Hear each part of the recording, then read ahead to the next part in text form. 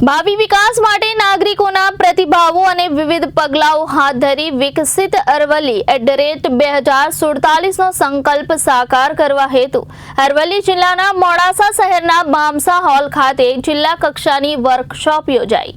વર્કશોપમાં સંબોધિત કરતા જિલ્લા કલેક્ટર શ્રી પ્રશસ્તિ પરીખે જણાવ્યું હતું કે જિલ્લામાં લોકોને તેમના ઘર આંગણે વિવિધ યોજનાઓનો લાભ મળે અને તેમના વહીવટી કામો સરળતાથી થાય તે માટે જિલ્લામાં સેવા સેતુ, સ્વાગત કાર્યક્રમ, ગ્રામ સભા, રાત્રિ સભા જેવા કાર્યક્રમો આયોજિત કરવામાં આવે છે।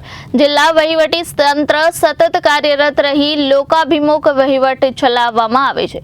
આજની વર્કશોપમાં લોકોને સંબોધિત કરતા કાર્યક્રમના अध्यक्ष श्री भार्गवीबेन दवेए जणाव्યું હતું કે પ્રશાસન ગાંવ કી ઓર એ બીજું કંઈ નહીં, છેવાડાના માનવીને તેમના લાભ પૂરા કરાવવા માટે છે। આપણા દેશમાં લોકોની વહીવટી તંત્રની જાગૃતતા અને સરકારી યોજનાઓના મદદથી આપણે કોરોના જેવી મહામારીને પણ અટકાવી શક્યા છે। ઉચ્ચ આરોગ્ય, પોષણ, શિક્ષણ, રોજગાર, ખેતી, startup, skill development, high tech infrastructure technology થકી આપણે ગ્રામ્ય વિસ્તારથી લઈને શહેરી વિસ્તારનો વિકાસ પણ કરી શકીએ છીએ। સુશાસન માટે ટીમ બિલ્ડિંગ સૌથી મહત્વનું છે।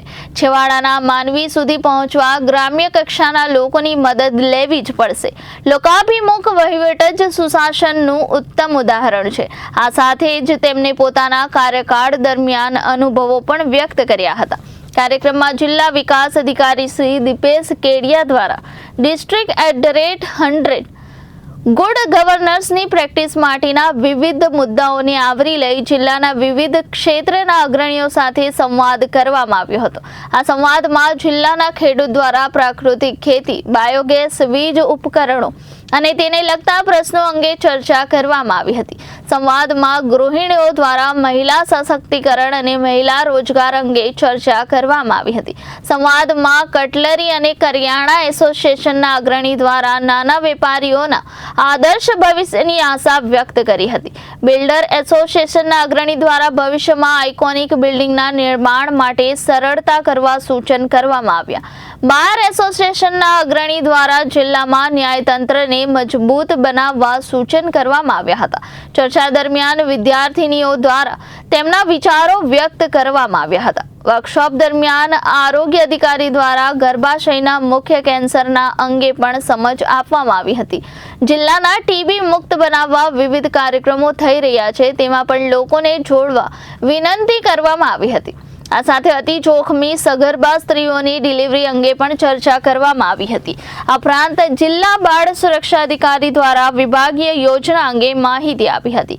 આ ઉપરાંત જિલ્લા કલેક્ટર કચેરી દ્વારા કરાયેલી ઇનોવેટિવ કામગીરી અંગે માહિતી પૂરી પાડવામાં આવી। ઉપરાંત પોલીસ વિભાગ દ્વારા સંયમ અભિયાન, પોક્સો એક્ટ અંગે માહિતી પૂરી પાડવામાં આવી હતી। આજના કાર્યક્રમમાં જિલ્લા વિકાસ અધિકારી શ્રી દીપેશ કેડિયા, જિલ્લા પોલીસ વડા ઇન્ચાર્જ સંજય કેશવાલા, નિવાસી અધિક કલેક્ટર શ્રી રાકેશ કુચારા, મોડાસા પ્રાંત અધિકારી શ્રી દેવેન્દ્ર મીણા સહિત જિલ્લા વહીવટી તંત્રના અધિકારીઓ, જિલ્લાના વિવિધ ક્ષેત્રના અગ્રણીઓ સહિત મોટી સંખ્યામાં લોકો ઉપસ્થિત રહ્યા હતા।